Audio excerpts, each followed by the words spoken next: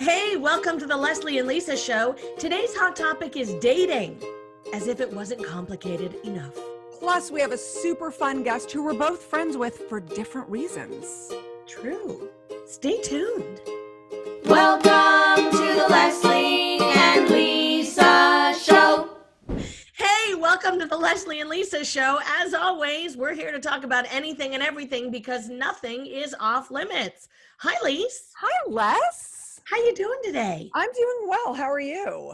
I'm good. I just want to start off with all the thoughts I was having this morning. Oh, go for it. So we do this show on Zoom, Right. and there's so many awesome things about it. Like now I only have to get ready from the breast up, Right. right? Yeah. I mean, I can go in my closet and be like, oh, that outfit looks horrible on me. But from here up, it'll look fantastic. Right. I do the same. So I'm getting used of things I would never wear in public, but I'm happy to wear on Zoom. I actually would love to do a survey, and people have been talking about this since we went into quarantine, but I would love to do a survey about how many people really are business up and like sleepy party pajama on the bottom. I think it's everyone, because I will tell you in all honesty, everything we do and every Zoom I'm on, I have sweatpants or pajama bottoms on. And What do you have on right now? I have should I show you? I have sweatpants. Can you see? Yeah, they just look like pants. Yeah. So I have my pajamas on Yeah. the bottom. I took my pajamas off and put these on. I But have my pajamas on and a nice sweater on the top. right. And then we finish this and we take off the top and we put on a sweatshirt or a tank top or whatever. 100%. I Heck, do I like don't even have that. a bra on because you can't tell. But then I never have a bra on. Okay, and then the other thing I love about Zoom, Yeah. women, take your bras off. This is the time. It really is. Although I prefer wearing a bra. I do. Okay. I get it. Anyways, the other thing that I'm loving, and it's strange. So on Zoom, I'm looking at myself right now, except it looks odd. I have so much blush on. It's ridiculous. Right. It's sort And of it's just like it gets lost on Zoom. You can put a shit ton of makeup on and nothing shows up. yes. So that is a very good point, because on one hand, it's easier because you get to wear whatever you want. On the other hand, it's harder because the amount of makeup you have to put on to even look like you have features. It's strange. Like I couldn't go out in public like this. If I went to the grocery store with all this makeup on, I would look ridiculous. I don't know. I think people would just think you looked lovely. Maybe, or think to themselves, that girl wears too much makeup. That's true. But Anyway. Leslie, you shouldn't care what other people think. Okay. Yeah. So, and then the other thing I love is that, in quarantine, I remember when we first went, I was like, I'm not going to shave my legs. Let's see how long it takes for me to not be able to deal with the hairy mess that's going on. I gave in like within 2 weeks or something. But you sort of like, because you're not going out to parties, you're not seeing a lot of people. I mean, I go out to the grocery store and stuff like that, but who cares? And you have a mask on. Right. There's so many things that you aren't paying attention to that I would normally pay attention to.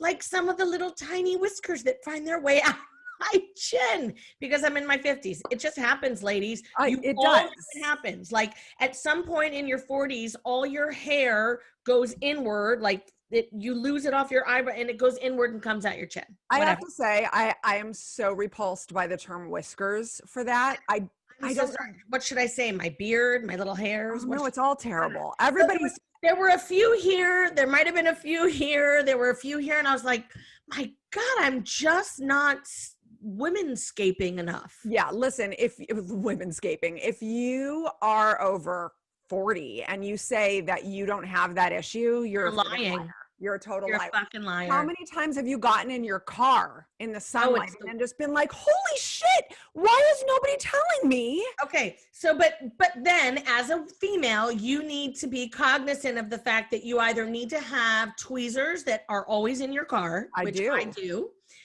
Great. I also am very lucky because I have a skylight in my entryway. So I just need to stop in front of the little mirror right in my entryway and nip, nip, nip That's before I phenomenal. go out. But I haven't been paying as much No, attention. because this whole part of your quarantine. face is covered when you go out. I know. Yeah. I know. It's hysterical. However, the Yeah. beauty of Zoom, by the way, I didn't pluck my eyebrows in here. Like And nobody can I tell. could leave all of the hair on. You can't see it in Zoom.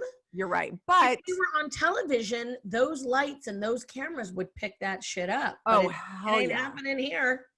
But I will say, like the shaving thing, I have almost gotten more obsessed with shaving because I guess I feel like I'm spending more time with myself.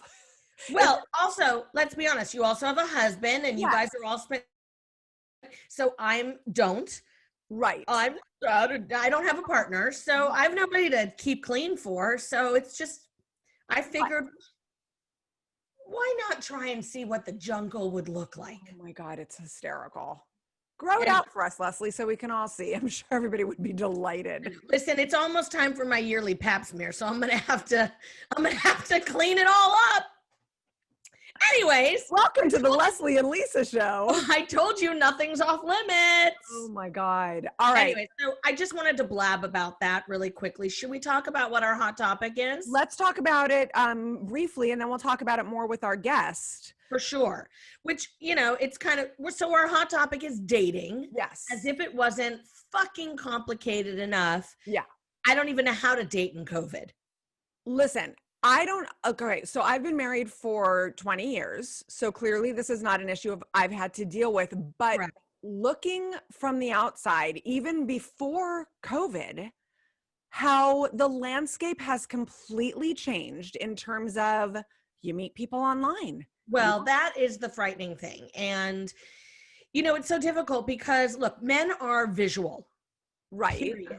End of story. Like Not end of story. Not end of story. Not end of story, but they're visual first. I mean, look, we all are visual Everyone first, is, right? But I can meet a man who might not be the best looking, but the minute he starts to talk, if he has fabulous personality, if he's funny, if he's smart, I no longer see what he looks like. I am completely wowed over by his personality. Sure. So that kind of stuff turns me on, but it's a little more difficult for the men. They're very visual, and this whole online dating, and we're on our phones and we're swiping right and left. Well, it's all about what somebody looks like. Nobody's reading anybody's profile. Right. And that is very difficult because it used to be you would meet someone out in public, and I do believe that a man, although yes, visual initially, I think once they talk to a woman who's smart and funny and all of that, they do become more attracted, and that is completely taken away. Yes, I will say that I will say in all honesty that a lot of the men that I know and that are in my life, I would say that after getting to know me, they would become more attracted to me. This is an issue you and I have, and we don't have to talk about it now, but I also know many men who know you who visually find you incredibly sexy and attractive. So let's not, it's not, whatever. That's a whole other thing. That's a whole other topic. But let's talk about dating with our guest, but I also want to say, like you were saying, then the added layer of COVID. Well, and I know a lot of people who have, because they're at home, because they've got a lot of time on their hands now and they're bored. I've even questioned it myself, yet I haven't done it yet, have gone on to some of these dating apps and have, created a profile and they're on there. And people are doing safe dates where they meet at a park or they FaceTime each other. Right. So part of me wants to do it, but the other part of me is to what end? Because I would be afraid to actually go meet this person. I don't know. I see actually the positive and the negative to it. I actually see the positive side to dating in COVID, but. Well, let's be honest. Anyone who watches the first 10 minutes of the show and hears about how much hair you have is not going to be interested. Okay. I'm going to introduce our guest. Okay. I am literally going to just stay silent on that. By the way, I said that I Well, anyways, go ahead. I can't I'm messing bring with Ralph you. in. All right. If you don't know our guest, it's okay. It's okay. You gave it away. If you don't know our guest for hosting the Joe Schmo Show or his many years on the K-Rock Morning Show with Kevin and Bean or Hollywood Babylon with Kevin Smith, you do know him for all the amazing voice work he has done on The Family Guy or for his immensely successful podcast, The Ralph Report. God, he's done a lot. I know. He's a very talented guy. Very. We didn't talk about how we both know him, but okay, let's let him in. When he gets on. Ralph Garman, ladies and gentlemen. Come on in, Ralph. I love watching. Ralph! You're muted. Are you muted? That's so perfect. There we go. There it is. Ah, there's the voice. There we are. Hey, And kids. Of course you have your microphone hooked up. Of course I do. You're such a pro. Well, hello. The man does a podcast every day. I know. Yeah, it's not my first rodeo, ladies. I know No, it's not. It's more like my first rodeo. Look at you two doing your own show. Look at us. We're trying. I don't So know if we have any proud. viewers, but we're trying. Are you proud of us, Ralph? Very much so. And I'm so pleased that you guys asked me to be part of this. How fun. Are you kidding? This is the best thing ever. So we mentioned at the beginning that we both know Ralph completely separately. Yes. I think our relationship is probably far more important to you because we've known each other do. so much longer.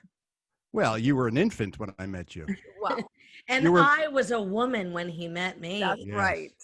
Lisa was floating down the Nile in a basket when we plucked her out and we raised her as our own. The Which Acme I Comedy really- Theater. I appreciate that. So You know, yeah, so Wait, the funny thing is, though, I really feel like my relationship to Ralph really kind of is because of you, Lisa. I mean, we have our own relationship now, but I always feel like I knew him because I used to come watch both of you at Acme. oh right. And I don't know if Ralph really took notice of me way back when. Do you know the first time I remember meeting you, Lesley? Do you remember this moment? You tell me and I'll tell you if I do. You may have been in the audience at Acme watching us, but I don't remember meeting you there at the theater. But I remember meeting you for the first time outside the Roosevelt Hotel in Hollywood. Does this ring a bell at all? Oh, yeah, sort of. I was going into the hotel for some sort of function, and as I was walking up, I saw you and Liza Snyder outside having a chat about something. No, with Liza Snyder? Yes. At the Roosevelt? I was Yes. with her there? Is You this guys- before you met each other at school? As parents? Years Oh, yeah, before. years. Yeah. Oh, that's funny. And I had a crush on both of you. Oh. Liza from a show she did called Sirens back in the day. And then, of course, she did Yes, Dear and all those other shows. Right? And then you from Ed. And you guys were chatting, and you recognized me, which made my head explode. And I ended up talking to both of you for about 15 minutes. And that was the first time I remember meeting you. That is so crazy. Yeah. Wow. That is so about wild. Well, it met. is. I know. I love it. What? I'm joking. I said talk about the first time we met. Ralph and I met at Acme Comedy Theater doing sketch comedy. Yes. And I remember being in awe and literally, like, obviously you're our guest. We have to kiss your ass a little bit, but Yes, you do. yeah, but I'm being very honest when I say I have always been in awe of your talent and getting a compliment. So this is what I always say about Ralph. And I know I've told you this before, Ralph, but like getting a compliment from Ralph Garman for me was like it meant so much because I admired Like me. yeah, because I admired you so much and still do very Yep. almost even more now. Oh, you're very sweet. So Ralph, Yes. as we can see behind you, and I mean, just there's Batman paraphernalia. Well, I was just going to say he's in the Batcave. He's in the Batcave. That's where I work. So what I want to know is, what is your origin story? Well, you know, as a kid growing up in Philadelphia, Pennsylvania, my hometown, Yeah. I was always obsessed with TV and film. You know, I was a TV kid growing up. Obviously, Batman, the TV show, was a big influence on me as a kid. But my dad also, oddly enough, worked in the film business, which wasn't easy to do in Philadelphia. But He was in sales for Paramount Pictures. Oh, okay. I didn't know that either. Yeah, he would book films into the theaters, and he was the district manager for the Central East Coast. So he did Jersey and Pennsylvania and Delaware. And, you know, as early as I can remember, my dad would bring home from me from work press kits and one-sheet posters and soundtrack albums and all the stuff they had laying around the office. He would just bring them home to me. So I was sort of immersed in that world from a very early age, and I can't remember ever wanting to do anything else. So sorry, I was just gonna say, when did you start collecting? Like, you obviously collect more than Batman memorabilia, or maybe you don't. Not really. Pretty much it's just vintage Batman stuff is sort of the focus. When did you start collecting all of this stuff? At birth, pretty much. I mean, literally, the show first came on the air in 1966, and I was 2. And my parents say the first song they heard me sing when the high chair was na na na na na na na na na. I mean, I was obsessed with the show. What was it about it? Do you even know? I mean, obviously you were 2, but no. No, I think it was it's visual. I think that was a visual thing because it was like pow, wham, you know. Oh, bright colors and action and all that stuff. Good guys versus bad guys, and I just grew up loving it and never quite got over it. So every Christmas, every birthday, I was an easy get. My parents would just go to the local toy store, whatever Batman crap was on the shelves, they would just pick it up. So I literally have toys in this collection from when I was tiny. But you know what I find fascinating about that? So I have a 13-year-old, and we have boxes of the phases he has been through that he has grown out of, like dinosaurs, oceanography. Like, he's got very specific periods of time where he focused in on a subject and that was all of his presence and all that stuff, but then just gone. So I'm fascinated by the fact that from 2 until now, you've held on to that passion. Yeah, well, I'm a shallow person. I only really have enough room for one subject. I'm not like your kid. I'm not I don't have multiple interests. Well, no, so I think for me, the show was a show that kept evolving as I grew up. You know, when you're a little kid, you see good guys versus bad guys and pow and zap. And then when you get a little bit older, you're like, holy crap, this is funny. You know, they're playing this for laughs, and I wasn't even aware. And then when you get older still, you start to appreciate the performances of guys like Adam West and Burgess Meredith and Cesar Romero and all these great guest stars they had. And how fucking crazy is it that then you grow up and become this incredible talent and working actor, and then you not only fucking do Adam West, but then you meet hey, easy. Well, don't get into my personal life, all right? You impersonate Adam West, and then you were working with him. Yep. And we became very close friends too towards the last decade of his life. I mean, I knew his family and his kids, and we would hang out. And it was, if I could go back in time and tell the 8-year-old me that was going to be my future, he would have said, life well lived. Go forth. Amazing. There are a lot of little kids out there that are thinking, oh, well, gosh, if it can happen to him, I'm going to focus in on this one person or character, and then I'm going to meet him and I'm going to live my life. Anyway, just will it into being. Exactly. Right? No, I got lucky. Why my daughter changes her mind like your son, Lisa. Right. You know, last year she was into Morgan, I don't know, the soccer player, and every gift we got her was all about soccer. Now she could care less. Right. Hilarious. Yeah. I was a little obsessed, still am, obviously. And well, dude, you're gonna retire. That's your whole retirement back there. That's what they tell Your me. security guards somewhere or alarms on the door of this room, because that's expensive in there. Yeah, these are my treasures. They're well protected, so don't get any ideas. Exactly. It's like the Oval Office. You need to keep like a security guard or something outside that room. Yeah, it's a great idea. So first, I need to afford a gardener, and then I'll get a security guard. Oh my God, I'm so happy you just said that, Ralph. So Ralph and I live literally like 10 doors away from each other. And you thought to yourself, Jesus Christ, man, mow your lawn. No, but what I do want to say is, so my husband does all of our yard work. So all of our neighbors are constantly like, hey, Russ, how's it going? Hey, buddy, the lawn's looking great. Russ this morning goes, can you please ask Ralph why he's never outside? He's like, I drive by. Sometimes I think, boy, it would be great to say hi to Ralph. And same, by the way, we walk the dogs. You are nowhere to be found. Do any of you know Ralph Garman? Why does he need to go outside and like sit on the lawn just so he can wave to you? He's got shit going on in the bat cave. Exactly. But Ralph, we live in a neighborhood where our neighbors all know what's going on with everyone at all times. And we can't have someone like you living Ralph. here. Well, you know what, Lise? Why don't you have some COVID driveway cocktails and invite your neighbor? Thank you, Lesley. Would you come, Ralph? Of course I would. Remember when you first moved in and we like had two times we got together? Yes. Yeah, then it never happened again. That was pre-COVID. It was. But I walked down when your kid was selling cookies or whatever. I walked down and I saw you then. So you did. I participate in the neighborhood stuff. You do. That was very sweet. There's a pandemic going on, lady. Leave me alone. It's not safe outside. He's got shit to do in the cave. I'm safe here in my little cave. Talk to us about your cave, which is now really your workplace and studio and home.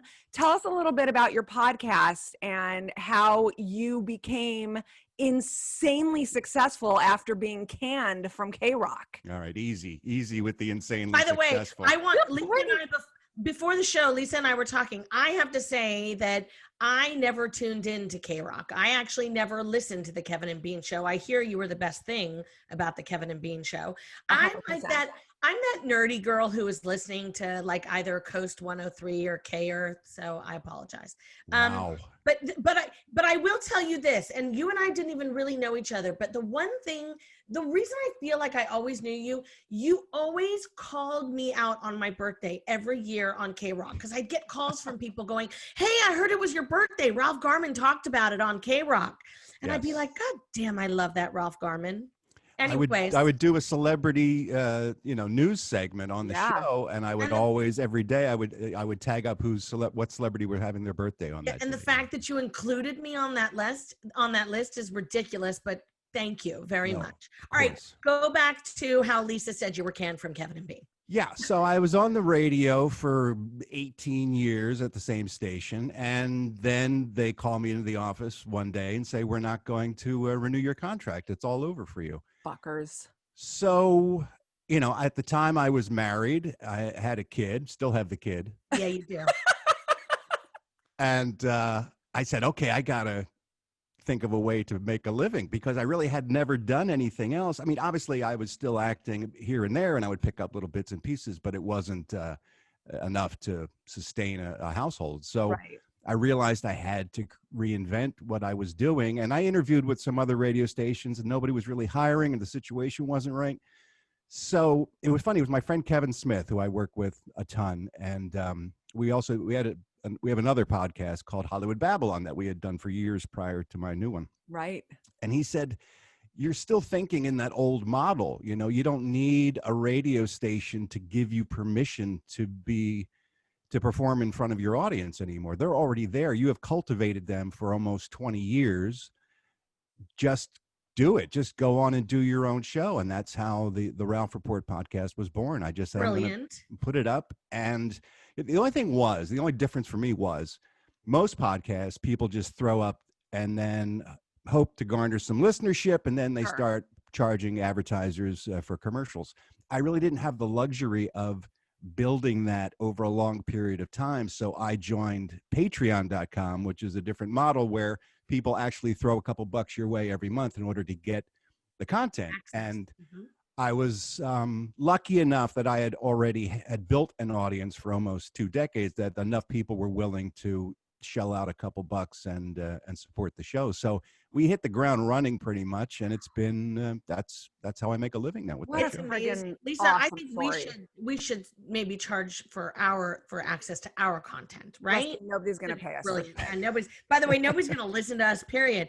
But you know what about your show? That is a terrible attitude, my friend. I know. You know what? I'm gonna have Kevin Smith give you a call and give you a little pep talk. Ralph, can you have Kevin Smith give me a call, please? Absolutely. But you know what I love also that you created and developed this entire podcast with your beautiful ex-wife, Carrie, who helped produce and continues to. Yes. So obviously we know that you're divorced. You guys have actually made divorce look amazing. What is it like to continue to work with your ex-wife? Well, initially, that was a concern. I thought, here we are, we're splitting up.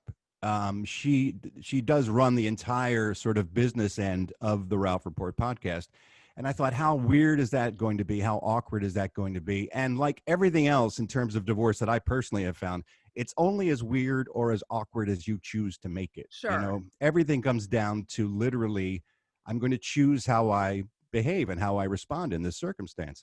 And we already have a kid together, so it's not like we weren't going to have constant contact in terms of raising our daughter together. So it really was just a momentary sort of pause. And I said, well, there's no reason for us not to continue on this way. And, I'm so lucky because we're still great friends and we still love each other and we're still, very much in sync. So it really hasn't been that much of a challenge, but it did give me pause initially when I realized that, I might be losing a producer as well as a wife. I mean, that's incredible. I know so many people who could barely work with the person that they're still married to, let alone the person they are divorced from. Right. Yeah.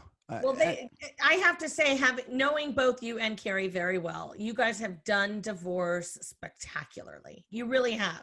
I mean, it was a momentary hiccup, and I think there were people who might have even been saying to you guys, "Oh, just wait, you're going to hit that major bump," and you guys have literally seemed to have, rolled through this very smoothly. So kudos to you. Well, and thanks. It may seem smoother on the outside than it is in real life, but of course, it just, again, it comes down to choosing how you're going to behave. So many people are quick to react, I think, in those circumstances, and they lead with their pride or their gut or their heart. And it really takes a little bit of focus to say, all right, I'm going to take a moment and I'm going to decide what's best for the family unit, right? The kid.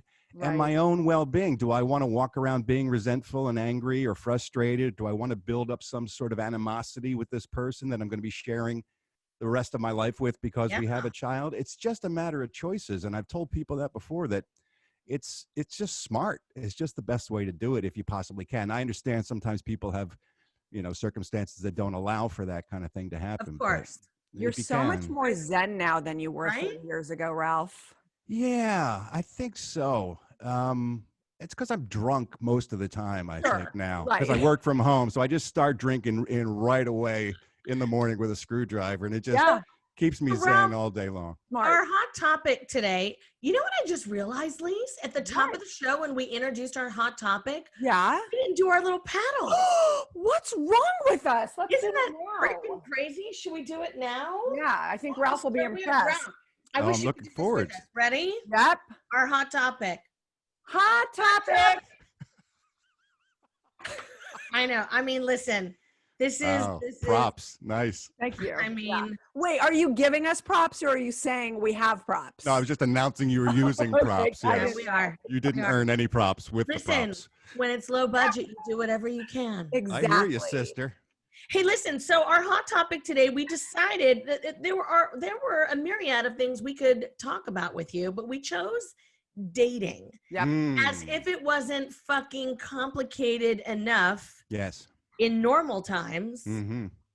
Ugh, is all I'm going to say. Yeah, I found that, getting divorced at the beginning of a global pandemic was really the universe's ultimate FU to me personally. I was just going to say, and fuck you. Yeah, it's not good. I know a lot of people who are online and dating in this COVID world. I myself have not figured out how to navigate this. I can't stand online dating in the best of times. And doing it now, I'm just like, it's so weird. What about you? I don't see the point, quite frankly, because online dating without the promise of physical contact at the end of that interaction is like throwing a baitless hook into the ocean and saying, well, I'm enjoying fishing. No, you're not, asshole, because you're not going to pull anything up and you're not eating that night. So for me, I just said, I'll just go on pause, I guess. I think there are some people, I think there are some women that are getting online and I think from a female perspective, I think they find that you actually have to then give this online, you have to give dating a little more time. You have to really get to know one another a little bit Mm. more, because the physical aspect is sort of being taken out. So it's a lot of But fake. not by everyone. There are people I'm who sure there are are plenty of 20-year-olds who are still swiping left on Tinder. Well, sure. And they're saying, look, I got tested, she got tested, and then we met up and whatever. Right. I mean, God, you remember back in the old days where it used to be like, do you bring your AIDS test? Do you let anybody know that you're clear or whatever? Now Right. it's just like you bring your you're like, hey, listen, I'm clear, rapid COVID test, whatever. I don't know. And I hope I wasn't misunderstood when I said the physical aspect of it. Certainly, I mean, sex plays a part, but I meant just the physical presence of being with another human being. You know, sure. just sharing the same space for me is half the joy of dating. Sure, that's what you meant after sitting for a minute and thinking about what you said. How dare you, madam? I'll turn this show right around. I bet you will. I know. You know what? We're going to do an X-rated show, Ralph, and we're going to have you on for that. Please do. I don't know what I can say and can't. I know. You can say anything you want here. Nothing's You can off here. limits. Yes, and then we'll just apologize for you later. But Great. if COVID was not happening right now, do you think you would be ready to jump into the dating pool? Probably not. This is all still fairly fresh. Right. For me, and we were married for 15 years, so I don't think I'm ready to jump into a relationship. Certainly, Right. Yeah. the dating thing, yeah, I think I could probably do that. I mean, who doesn't like to go out and have a nice meal and some conversation? That certainly would be See, fine. it's interesting because right after I got divorced, I, like you, just needed to take a step back. I was not interested. Everybody would say, oh, you should. First of all, the whole idea of online dating then is so strange to me. It is still strange to me today. But at some point, I was like, fine, I'll go on Tinder. Oh my goodness. I don't even know if I'd call that Yes. online dating. I think that's like Hooking up. That's hooking up. Yeah. That's all it was. Even for a woman my age, I think they think that it's for the 20-year-olds, but I mean, so it wasn't really dating. I mean, I guess we'd meet at a restaurant and have a drink, but But Yeah. what, Les? I think that was it. And then we'd go home and Have Yeah. more drinks and learn about each other and have delightful conversations. share Sure. personal feelings about the world. Exactly. we I shared think that's the personal stage I'm at now. I think I'd like to hook up, but that's not even an option, really. No. No, that's really not an option. See, Well, that's But here's a question too. So, because I guess you were still married. Oh, see, it's so confusing because I assume you're not doing any live shows with Kevin right now. No, that's the other aspect of it. That show I did with Kevin Smith called Hollywood Babylon, we always performed it at a comedy club or theater or venue with a live audience. Right. So even that has been put on hold because of the circumstances. It's funny. It'll be interesting when this whole thing is over and things are back to normal and you are doing your podcast, which your ex-wife produces or, Yes. has a lot to do with. And doesn't she also, she's a guest on Hollywood Babylon and she's there for those. she's been a guest on the Ralph Report too. Yeah, when we do the live Ralph Report Yeah. shows in front of an audience, she's been on hand and on stage too. I mean, So my question is, how will dating work for you ever, Ralph, if your ex-wife is always around? I don't think she's going to mind if I date. No. Will you mind if they, she They does? have this weird relationship where I really think you both want each other's happiness. Yeah, I think. And by the way, it's not weird. I called it weird. You have this weird thing where you're caring. you like each other. It's all fucked Well, up. it's weird because most divorced people don't feel that way, but Right. on the No, contrary. sure. Look, here's how I look at it. She's the one who wanted the divorce initially, so I'm scot free. I can do whatever I want. You're I right. think, really. You're totally How right. can she be upset? If you throw the fish back in the ocean and someone else catches it, you can't be upset at that, right? Nope, Because you didn't want. By the way, fish. that's 2 fishing I was gonna references say, already. Yeah, I really enjoy Do that. you like to fish, Ralph? I don't at all, oddly Have enough. you but ever been fishing, Ralph? I have once, and I did enough of it to know that I don't really enjoy it. So I Not don't know your why I keep going back to that as a metaphor. But I like it. Before we let Ralph go, Ralph, doesn't where am I going? What's happening? Going. He's- Ralph, how long is a Ralph Report show? It is an hour and change, hour 15, Oh, well, hour Lisa, 20. then we've got time. Okay, good. We have another like 25 minutes. I'm not dating. Where am I going? I got That's nothing to true. do but sit here in front of the computer and talk to you. Okay, You so know, you could go outside on your front lawn so that Lisa and Russ could drive. I wave to the neighbors every to make once in Lisa a happy. while, for the love of God. How the fuck am I supposed to know when you're walking by? Should I just get a chair and park it outside and wait for No, you? but this, you know what? No, Ralph, get a Nest camera and always be aware of it. You on know your what we'll phone. do? We'll Like, start. oh shit.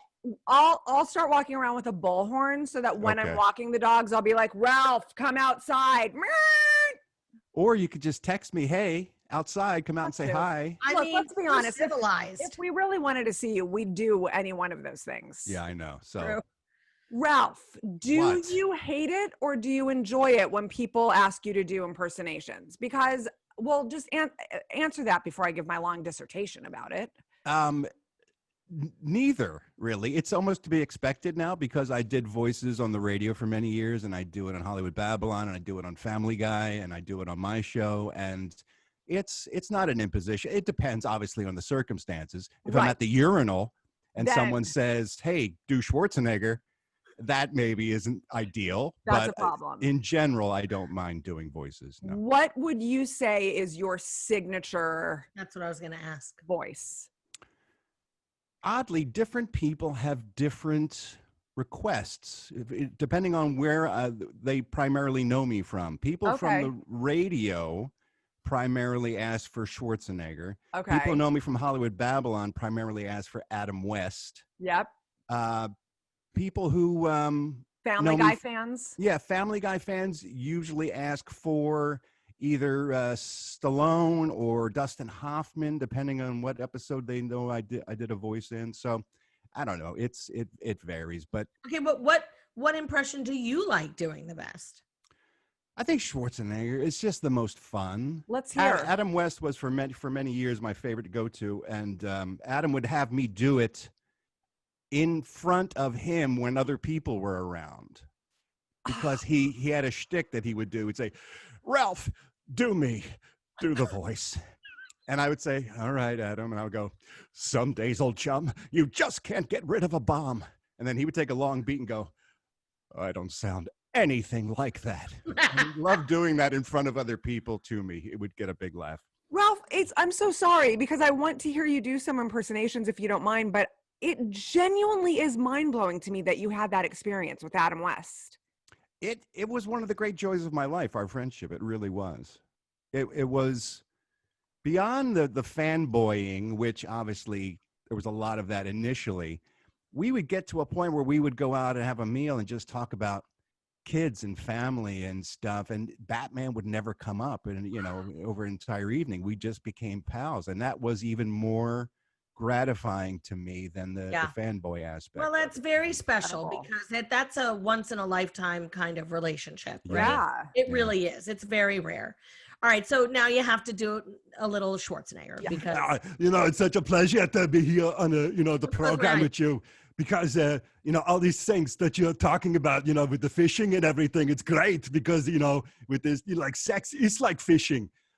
I once went fishing with my maid and it ruined my marriage. It was unbelievable, but I've learned from all these things, and now I know it's great to be monogamous. You can work out all the time at one gym. I've found it's incredible. It's really eye-opening for me. That's I couldn't do that. God, you're so talented, Ralph. Oh, stop. When you do something like that, do you picture yourself as the person? Yes, that's so weird that you would ask that. No one has ever asked me that before, but in my brain, You're amazing, Lisa. Yeah. in my brain, I assume the physicality of that person. And people have said who have heard me do voices and then come to a live show and watch me do voices, like Pacino, right? Yes. When I do Al Pacino, my eyes get really big and my mouth does this thing. I don't know why it happens, but it happens. And they say, your face changes when you do the voices. And I say, I can't do the voice unless I do the face. And then in your head, you are projecting that person. Yes, I'm playing him somehow. I've heard That's you amazing. Pacino, but seeing you do it is astounding. Oh, Yeah. Lisa, I'm so glad that you're entertained. Ooh, ah. Oh you my sound God. sarcastic, Pacino. You know, I worked with him once. I did a movie with Al Pacino. Of course you did. Did? I did. Yeah, exactly. It Called. was called Two for the Money. Al Pacino, Matthew McConaughey, And Ralph Garman. Rene Russo, and me. Yeah, it was the first feature film I ever did. And he is that guy. It's amazing to me how Pacino is. I don't know if that makes any sense, but Absolutely. Well, so did you do that for him on set? Did you feel comfortable enough? No, I didn't have the Didn't. balls. I didn't have the balls to do that, but I got better at doing it having been around him I'm because sure. you know, we'd be sitting on a desk and they'd be setting up the lights and he'd pick up a deck of cards and go, "Oh, pick a card, Ralph." And just the ordinary conversations you had with him were so Pacino that they got seared into my brain. But he literally would do card tricks for me and stuff in between setups, and it was kind of insane. That is hysterical. Yeah, That's brilliant. it was great. I have a question that's sort of like, I don't know, I guess maybe just for my own liking. So my mom's from Philly, you're from Philly. I know you have Philly blood. I That's have why Philly I like blood. Go Eagles. I know Birds. Eagles. I know that there are certain iconic Philadelphia items, one of which is a Philly cheesesteak that I know your daughter got you for your birthday this year. She did, yes. Is that a true enjoyment of yours, a Philly cheesesteak? It really is. And Okay. now out Where here do in you- Southern I California, was there's just a going to say, where do you get a good one out here? There's a chain in Southern California, and this is not a plug. I'm not getting any money for this endorsement, but it's called Philly's Best, and they've got a bunch of restaurants in Southern California, and it is not quite, but it's pretty close to home because they fly in the bread from Philly, and they've got the recipe down. The owners are originally from Philadelphia, so they know how to put one together. So Okay, so here's a second question. Mhm. I grew up eating this, and then I know, so David Brenner, who was my favorite comedian when I was a kid. David Brenner, it's crazy. How do you know David Brenner? Oh my God. I love Yes. that David Brenner was your favorite comedian. You know why? I saw Philly him icon. open. I saw him open for Shields and Yarnell. For Shields and Yarnell. For Captain and Tennille in Vegas when I was 8. Wait, how did you go from Captain into what? You were thinking Captain and Tennille and Shields and Yarnell came out? It was the and. It threw me Yeah. off. But Okay. listen, so he wrote a book called Soft Pretzels with Mustard, which is a Philly thing. Very much, yes. And I grew up eating those. Are you a pretzels and mustard guy? Absolutely, of course. You wouldn't. I couldn't have But I'm survived a in pretzel Philadelphia and without mustard eating guy. Right. Girl, soft, You're what? I love pretzels and mustard. I don't give a shit. I'm soft asking pretzels, Ralph. though. Soft pretzels. Soft pretzels, of course, but I like hard pretzels and mustard too. I bet you do. Yeah, she does. Yeah, Um, I'm gonna go on Tinder right now.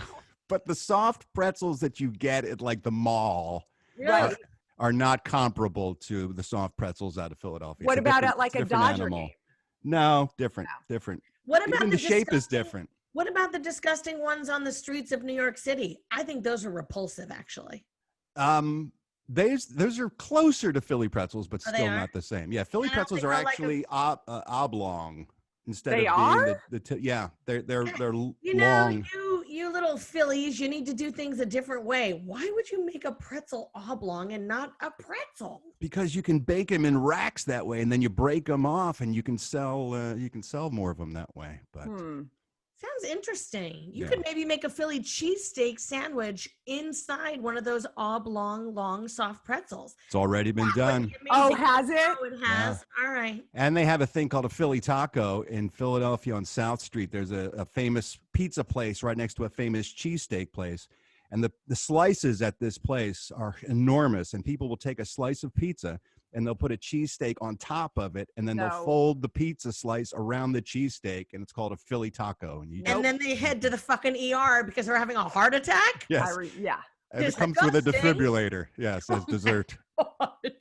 Hey, give us one more iconic Philly thing that has shaped you or that is part of your life. Well, after you have your cheesesteak, okay, and then you get your soft Okay. pretzels, your soft pretzels with mustard, then you go down the street to Rita's and you get yourself a water ice. Water ice is the best dessert you can get in Philadelphia. It's nothing like what you think of. You Californians think it's like, you know, a snow cone or something, but it's not. It's water ice. And Rita's is the best, and I highly recommend it. Isn't there Rita's here now? There is Rita's out here now. Yes, they're actually starting to franchise. Wow. God, that Philly accent, I just freaking love it. Did It's you amazing. have that? I mean, is that how you spoke when you grew up and you kind of like, you know, Not as heavy. became an actor? Not as heavy, but I had to work at getting rid of it when I got out here. One of the How first. do you WASH the clothes? How do you say Oh. WASH? Well, now I say wash, of course, but you used to wash your clothes Wash back in your Philly. clothes? You wash it. Yeah, Washington, D.C. You go visit yeah. Washington. One of my first TV gigs when I got out here when I was a kid was one of these daytime dramatization shows of court cases. It was called The Judge, and they would do sort of it took place in a courtroom, and I got to play a teenage boy who accidentally killed his next door neighbor. And I was on the witness stand, and the prosecuting attorney is berating me. And I wish I could find that tape someplace, because when I went back years later to watch it, I was on the stand saying, I didn't mean to kill him. It's ridiculous. It's unbelievable. You know, I was out there just minding my own business. I'm like, holy crap, I did used to sound like that. And slowly but surely I chipped away until. It's such a crazy accent. And I think if you're not like born with it, I don't know how you would ever Well, imitate. so much of it is like in the back of your throat too. It's like it almost Baltimore's like that too. It's very much much there. a cross between Baltimore and New York, kind of. If you kind Yeah. of split the difference, that's where Philly lands. I'm still freaking out that you have a fucking David Brenner imitation. Like that just was amazing. I'm believe it, I freaking was out on that the David train. Brenner's your favorite comedian. No, I said growing up. And Oh, by okay. the way, he's a wonderful, I or know he was is. a wonderful comedian. May God right. rest his soul. Yeah. And a lovely man. I don't know. I never met him. And now I want to go watch a Shields and Yarnell show.